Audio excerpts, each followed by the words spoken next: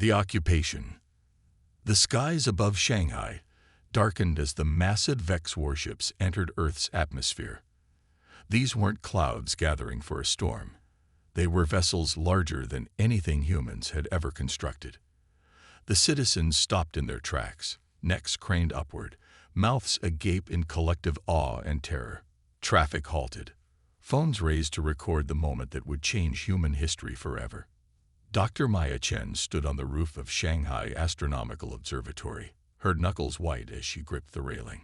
She had detected the unusual signals 3 weeks ago, strange radiation patterns and gravitational anomalies that couldn't be explained by any natural phenomenon. She had sent her findings to every major space agency and government, but they had dismissed her concerns as equipment malfunctions or statistical anomalies. Now they couldn't ignore the truth hovering above their cities. They're positioning themselves over major population centers, Maya said into her phone, recording her observations for posterity. Not just military installations. This suggests either a show of force or... She couldn't finish the thought as the first broadcast began. The Vex appeared on every screen worldwide. Tall beings with metallic skin that shifted colors like oil on water, with 4 arms and 3 sets of eyes arranged vertically on elongated faces. They spoke perfect Earth languages, explaining they were peaceful travelers from a distant star system seeking cultural exchange and offering technological gifts to benefit humanity. 3 days later, at an emergency meeting of the Chinese National Defense Commission, Maya slammed her fist on the table. Their technology is at least several centuries beyond ours, she argued. Why would they come here except to take what we have? General Wei adjusted his glasses and frowned at her. The Americans and Russians have already agreed to welcome the Vex delegates. We cannot be the only nation refusing diplomatic relations. At least increase military readiness, Maya pleaded. And risk appearing hostile, General Wei replied. That would be reckless. Besides, if they wanted to destroy us, they could have done so already. The world watched as Vex representatives met with the United Nations. They brought gifts, medical technology that could cure several types of cancer, energy devices that produced clean power, and agricultural methods that could triple crop yields. World leaders smiled and shook hands with the visitors. Stock markets soared. Religious leaders debated the theological implications. Children added new aliens to their games. Maya didn't sleep. She worked tirelessly, analyzing every piece of information about the Vex. Something wasn't right. Their story had holes. They claimed to come from a star system that, based on her calculations, couldn't support their biology. They spoke about peace while their ships maintained positions that could strike any point on Earth within minutes. 3 weeks after first contact, Maya finally found something concrete. She detected energy readings from the underside of the Vex ships. Weapons charging. She called General Wei immediately. "You need to see this data now," Maya insisted. "I'm busy with the Technology Transfer Committee," Wei replied. "The Vex are showing us how to implement their medical systems. That's exactly what they want, to keep us distracted while they prepare." Wei sighed. "Dr. Chen, you've become obsessed. Take some time off. This is humanity's greatest moment." Maya hung up and stared at her computer screen. If no one would listen, she would have to act alone. She began downloading all her research and contacting the few colleagues who shared her suspicions. Exactly 2 months after their arrival, the Vex showed their true intentions. Maya was driving to meet Professor Liu, a computer scientist who had found suspicious code in the Vex gift technology, when all electronic devices simultaneously broadcast the same message. "People of Earth, your resources are now property of the Vex Collective. Resistance will result in immediate punishment. Compliance will be rewarded with survival." Seconds later, the Vex weapon systems activated, not to destroy Earth, that would damage the resources they wanted, but to eliminate military capabilities and government control centers. Precision strikes hit the Pentagon, Beijing's Central Military Commission, Moscow's Ministry of Defense, and military bases worldwide. Maya pulled over and watched as distant explosions lit up the horizon. Shanghai's military headquarters was gone. Fighter jets scrambled but were swatted from the sky by energy weapons that moved faster than anything Earth's militaries had ever encountered. She tried calling several numbers, but networks were either jammed or destroyed. She drove to her university lab instead, finding it in chaos. Students and faculty were running, gathering whatever equipment they could salvage. Maya, thank goodness, Professor Liu called out, carrying hard drives and equipment. I was hoping you'd come here. We need to leave the city. They'll establish control centers in major urban areas first, Maya said. As they loaded equipment into Maya's car, General Wei arrived with 4 military vehicles and a dozen soldiers. Despite his uniform being partially burnt and a bandage around his arm, he stood tall and focused. Dr. Chen, he said, your warnings about the Vex were correct. I've been authorized to evacuate key scientific personnel to secure locations. Authorized by whom? Maya asked. What remains of our command structure? He replied grimly. We have a facility in the mountains, hardened against detection. We've been preparing it since you first raised concerns.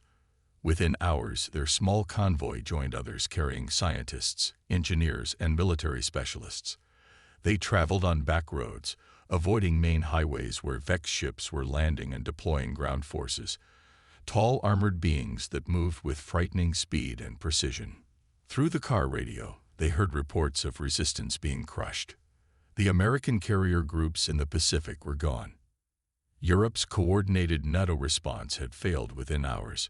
China's massive army was in disarray after their command structure was decapitated. They studied us, General Wei said as they drove through a mountain pass. While we were admiring their gifts, they were mapping our defenses and planning our destruction. The mountain facility was built into the rock itself, with entrances disguised as natural formations. Inside, Maya found dozens of people setting up equipment, a mix of military personnel and civilians from various fields. We have enough supplies for 2 years, General Wei explained.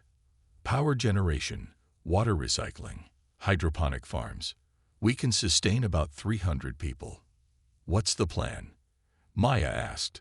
We can't hide forever. No, Wei agreed. We study them, learn their weaknesses, build a resistance. It will take time.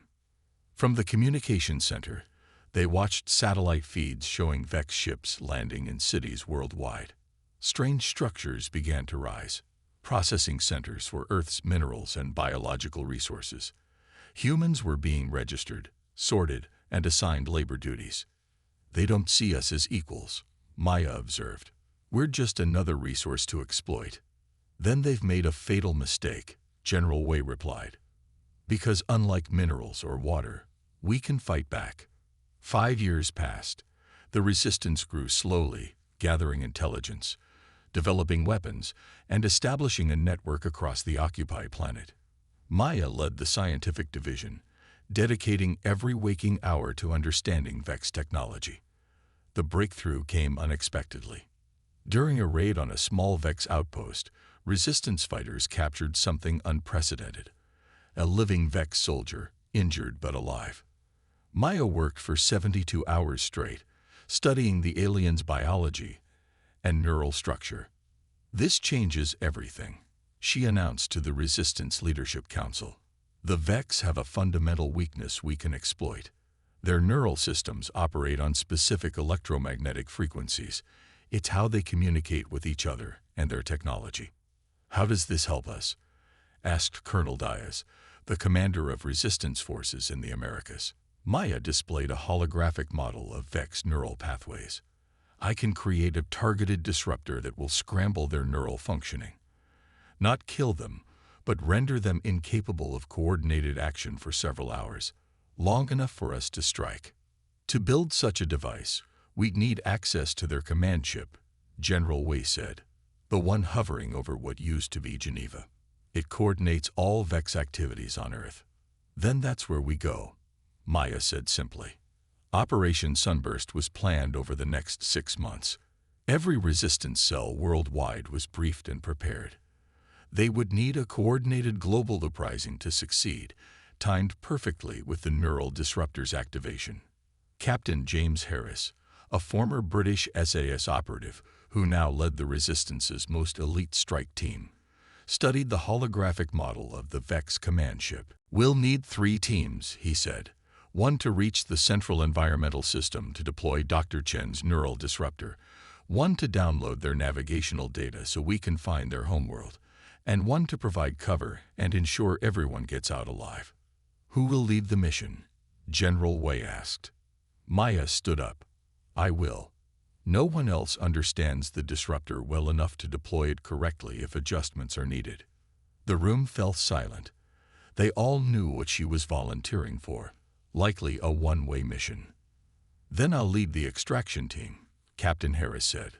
"We'll get you in, and we'll get you out."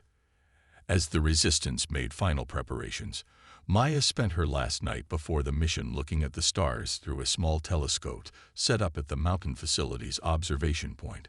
Somewhere up there was the VEX homeworld, continuing its existence unaware that they had just created their most determined enemy. Humanity would need courage and sacrifice, but they would strike back. Tomorrow, the real war would begin. The counterattack. The 3 stealth shuttles rose silently through the night sky, their experimental cloaking technology, reverse-engineered from captured VEX scout ships, rendering them invisible to the alien sensors. Inside the lead shuttle, Maya checked her equipment one final time. The neural disruptor was securely packed, its delicate components protected by layers of shock-absorbing material.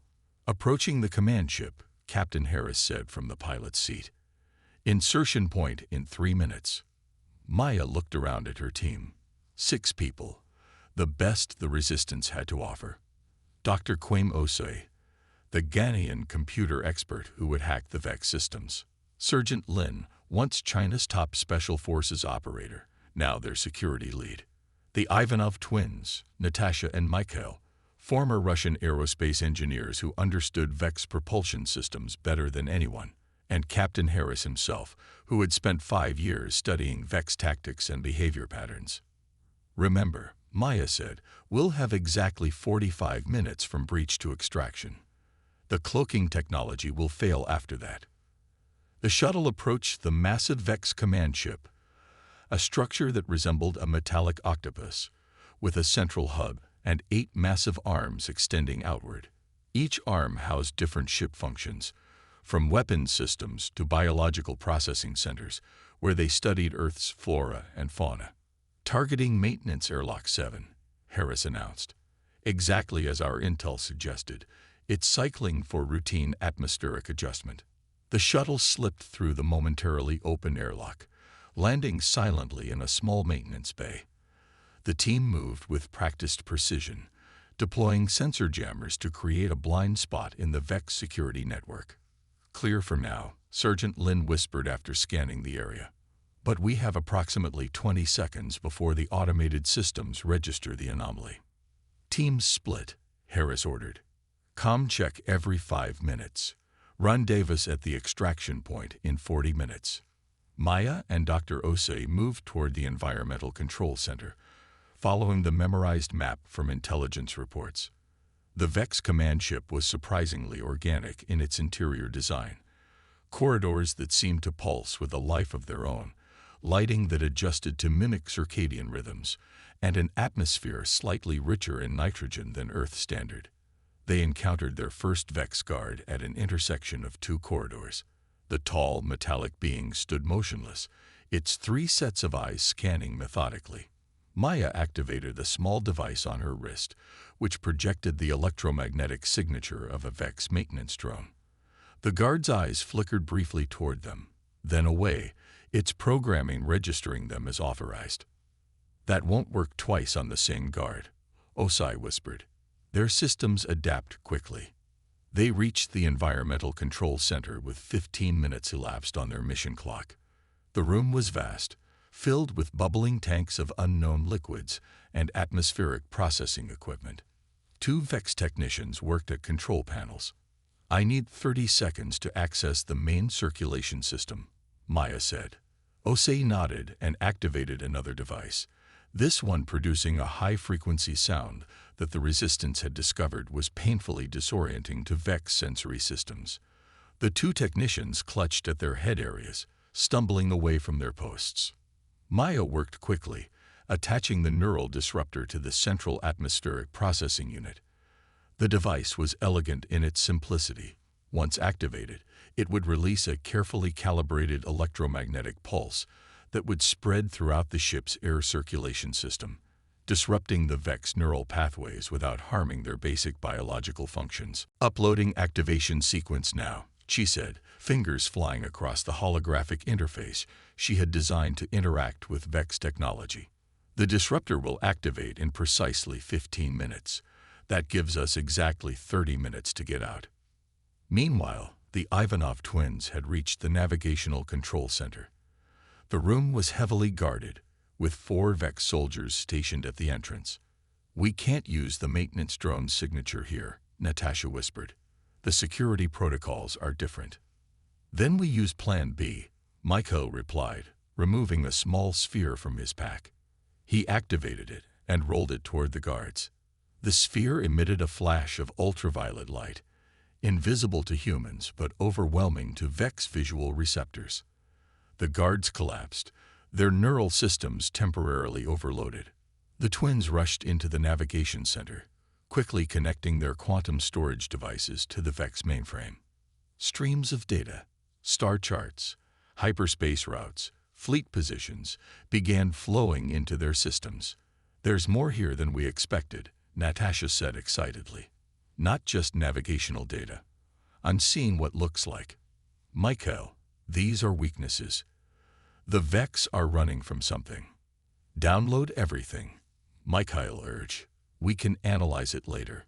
Harris and Lynn were engaged in their own mission, planting charges at key structural points throughout the command ship.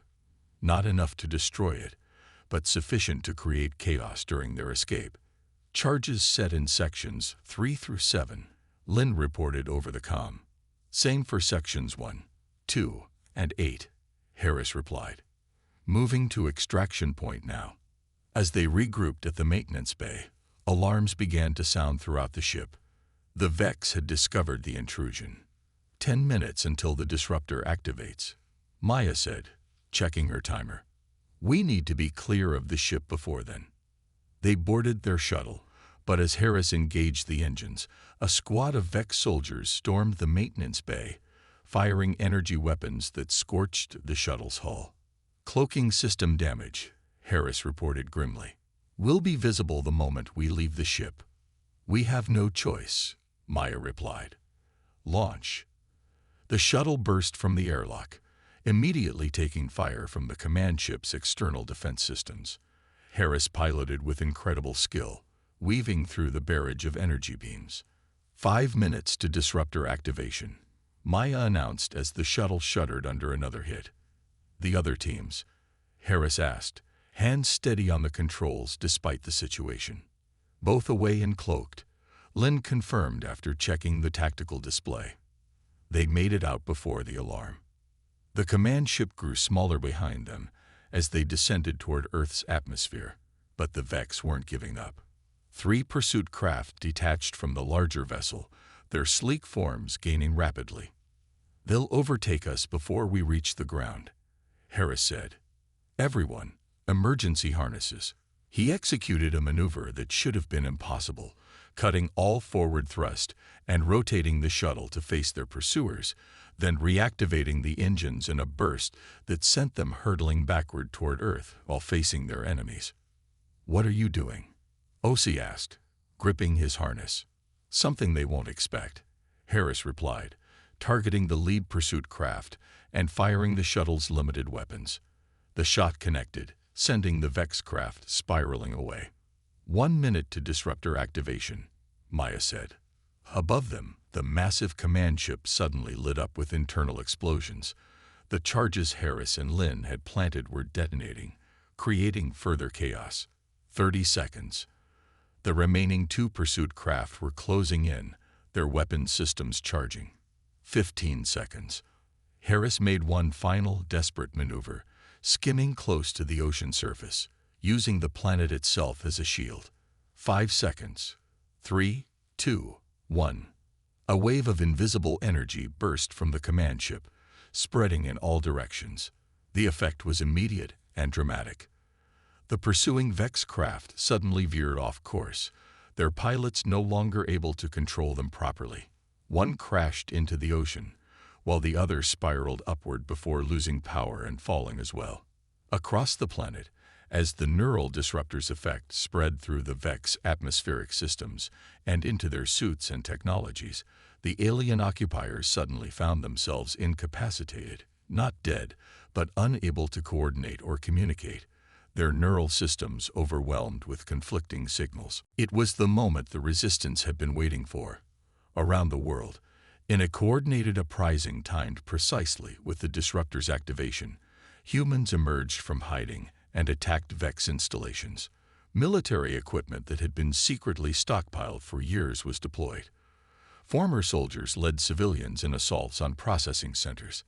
Engineers disabled Vex technology using knowledge gained from years of study.